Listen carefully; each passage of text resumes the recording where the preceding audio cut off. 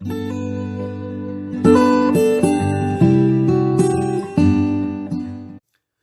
वालेकुम नाज़रीन कराम, आपकी खिदमत में से ये सकलैन शाहज़ादी का सलाम अर्ज़ है।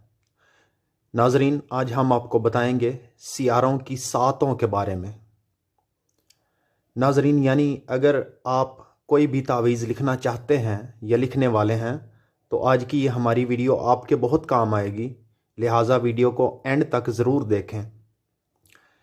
नाज़रीन, इल्म नजूम के जो तावीज़ात और अमलियात होते हैं इनका सितारों के साथ गहरा ताल्लुक़ होता है। कोई भी तावीज़ को सही वक्त यानी सही साहत पर लिखने से तावीज़ काम करता है। मसलन अगर आप हुब यानी मोहब्बत का तावीज़ लिख रहे हैं तो आपको कौन सी सात में लिखना होगा। अगर आप दुश्मनी का तावीज़ लिख रहे हैं तो आपको कौन सी सात में लिखना होगा। अगर रिज़्क का लिख रहे हैं या फिर किसी की ज़ुबान बंदी का तावीज़ लिख रहे हैं तो आपको किस किस सात का इंतखाब करना पड़ेगा।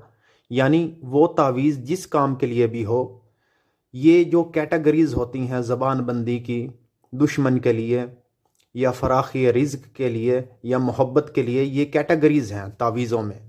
तो हर कैटेगरी के लिए एक अलहदा सियारा उसकी सात होती है, यानी कि उस सियारे की सात में अगर उस तावीज़ को लिखा जाए तभी वो तावीज़ असर करेगा।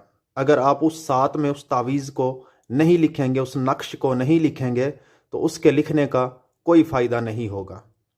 तो ज़रूरी है कि हर एक कैटेगरी के तावीज़ को उसी कैटेगरी का जो सियारा हो उसकी सात में लिखा जाए।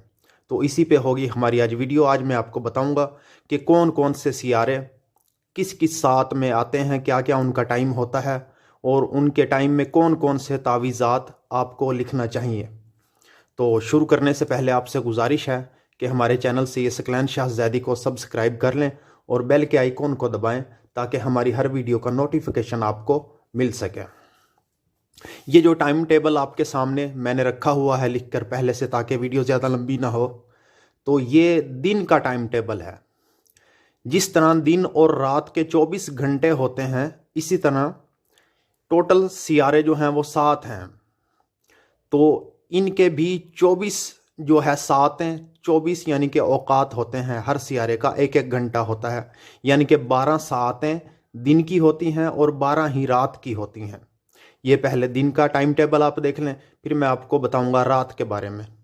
तो अगर एतवार का दिन हो तो इसकी जो पहली सात होती है वो शम्स होती है, दूसरी ज़ोहरा, तीसरी अतारद, चौथा कमर, फिर ज़ोहल, फिर मुश्तरी, फिर मरीख, यानी एतवार के दिन की ये सातें होती हैं। 12 सातें होती हैं टोटल दिन में पूरे में।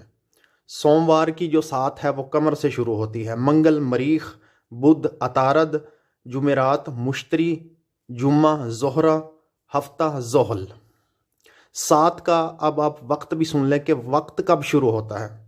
मिसाल के तौर पर आज एतवार का दिन है तो एतवार की जो सात है वो शुरू होगी जब सूरज तलू होता है, यानी कि जब सूरज निकलता है। मिसाल के तौर पर आज सूरज निकला है, सूरज तलू हुआ है 6:12 पर, तो 6:12 पर जो है शम्स की सात शुरू हो जाएगी। ठीक है, 1 घंटा इसकी सात रहेगी। 1 घंटे के बाद 6:12 से लेकर इसकी सात शुरू होगी। अगर यानी कि जिस वक्त पर सूरज तलू होता है, मिसाल के तौर पर 6:12 पे तलू हुआ है तो 6:12 पर इसकी सात शम्स की शुरू हो जाएगी और पूरे 1 घंटे के बाद ये ज़ोहरा की सात, दूसरी सात शुरू हो जाएगी, यानी कि 7:12 पर। इसी तरह जो तीसरी सात है वो 8:12 पर शुरू होगी। चौथी जो है वो 9:12 पर शुरू होगी। पांचवी जो है वो 10:12 पर शुरू होगी, यानी कि जिस टाइम पर सूरज तलू होता है। इसी तरह अगर मिसाल के तौर पर मंगल के दिन आप कोई तावीज़ लिखना चाहते हैं तो मंगल के दिन मिसाल के तौर पर 6 बजे सूरज तलू हुआ है तो 6 बजे मरीख, फिर 7 बजे शम्स, यानी कि इसी तरह हर एक जो है सियारा उसकी सात जो है वो 1 घंटा होगी। यानी कि ये 12 घंटे जो होते हैं दिन के वो 12 घंटे इस तरह होंगे। तो ये सातें आपके सामने, ये मैंने टाइम टेबल इन सातों के, ये सियारों के नाम लिख के रखे हैं, ये आप देख लें, चाहे इसका स्क्रीनशॉट ले लें आप, तो आपको पता चल जाएगा कि कौन से दिन की कौन सी सात कौन से सियारे से शुरू होती है और वो 1 घंटा रहती है। हर 1 घंटे के बाद सात जो है वो तब्दील होती रहती है, यानी कि पूरे दिन में टोटल 12 सातें होती हैं। ये है दिन की सातें, यानी कि जब सूरज तलू होगा उस वक्त से आपने 1-1 घंटा गिनना शुरू कर देना है। 12 घंटे के बाद रात की जो सातें हैं वो शुरू हो जाती हैं। अब मैं आपके सामने लाता हूँ रात की सातों का टाइम टेबल। ये रात की सातें हैं, ये रात की सातों का है टाइम टेबल। तो ये भी सुबह यानी कि जब तक सूरज तलू ना हो तब तक रात की सातें चलती हैं। मिसाल के तौर पर अगर सोमवार है तो इसकी सातें ये रात की शुरू होंगी मुश्तरी से, यानी कि सूरज तलू होने का टाइम आपने देखना है। 12 सातें जो दिन की सातें हैं वो गिनने के बाद आपने जो 12 के बाद जो 14 नंबर होगा वो रात शुरू हो जाएगी। 13 नंबर पे रात शुरू हो जाएगी। मुश्तरी की सात रात से सोमवार के दिन शुरू होगी और सुबह जो है सूरज के तलू होने तक अतारद की जो आखिरी सात 12वीं होगी वो अतारद की होगी। ये रात की 12 सातें आपके सामने हैं, ये भी आप देख लें। आपको समझ आ गई होगी सातों के बारे में। अब हम बात करते हैं कि कौन सी सात में किस कैटेगरी का तावीज़ जो है वो लिखना चाहिए।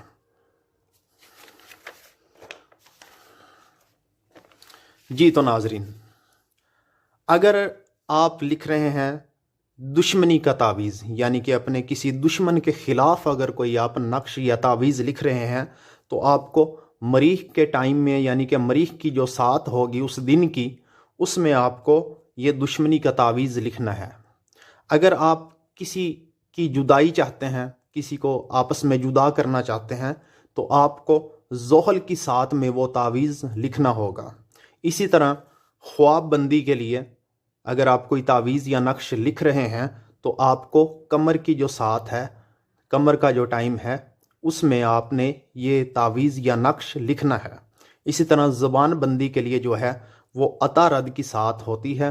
अतारद की सात में आपने उस तावीज़ को लिखना है। उस दिन को देखें, उस दिन को देखने के बाद आप उस टाइम को देखें कि किस टाइम पे अतारद की सात होती है, तो उस टाइम पे उस सात में आपने ये ज़बान बंदी का तावीज़ लिखना है। इसके अलावा और जो काम होते हैं दूसरे, यानी कि जो सियारे हैं, उनमें वो मैं आपको बताता हूँ। ज़ोहल की सात जो होती है उसमें दुश्मनी के लिए नक्श लिखना जो है वो भी मुनासिब है। शादी, निकाह, मुबाशरत, इलाज, हुक्काम से मुलाकात के लिए नेहस है, यानी कि ये काम आप मत करें। शादी ना करें, मुबाशरत, इलाज किसी का ना करवाएं, या हुक्काम किसी से मुलाकात करनी हो तो हाकिम से किसी से, तो वो भी नहस है, वो नहीं करनी चाहिए। और इस साथ में जो बेटा पैदा होगा किसी को फर्जंद, तो वो तंग दस्त होगा और मनहूस होगा। इसके बाद है मरीख की सात। मरीख की सात दुश्मन से मुकाबले के लिए मौजू है। कोई जंग हो या दुश्मन से कोई मुकाबला हो तो उसके लिए ये मौजू है। लेकिन मुलाकात हुक्काम, किसी हाकिम से मुलाकात करनी हो, तिजारत, सफ़र, शादी, निकाह, तामीर के लिए ये जो सात है मरीख की, ये मनहूस है। जो फर्जंद, इसमें बेटा जो पैदा होगा इस सात में, वो जालिम भी होगा और लालची भी होगा। इसके बाद है मुश्तरी की सात। मुश्तरी की सात जो है दोस्ती, मोहब्बत, शादी ब्याह, हुक्काम से मुलाकात, कपड़ा सिलवाना या पहनना, ख़रीद व फ़रोख्त करना, इसके लिए ये सात जो है मुश्तरी की, ये मुबारक है। और इसमें जो बेटा पैदा होगा फर्जंद किसी को, तो वो खुशबख्त होगा इस वक्त में जो पैदा होगा इस सात में, और बुलंद जो है इकबाल रखेगा वो।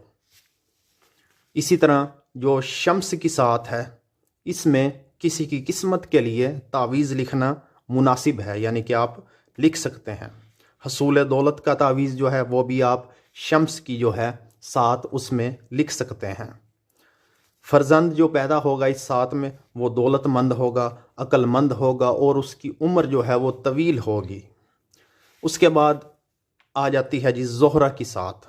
ज़ोहरा की सात जो है ये, इसमें आप दोस्ती का तावीज़ लिख सकते हैं, मुलाकात किसी से करनी हो, अपने महबूब से या किसी से दोस्त से, तो मुलाकात के लिए ये तावीज़, या किसी बिछड़े हुए को दोबारा पाने के लिए जो है तावीज़ आप दोस्ती के लिए लिख सकते हैं, मुलाकात करने के लिए लिख सकते हैं, बीमार का जो इलाज है इसके लिए लिख सकते हैं आप तावीज़, और हुब का जो तावीज़ होता है मोहब्बत का, वो भी आप ज़ोहरा की जो साथ है इसमें लिख सकते हैं।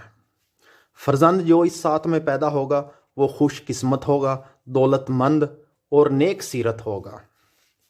इसके बाद अतारद की जो साथ है, इस साथ में बच्चे को स्कूल में बिठाना जो है वो अच्छा है, मुबारक है।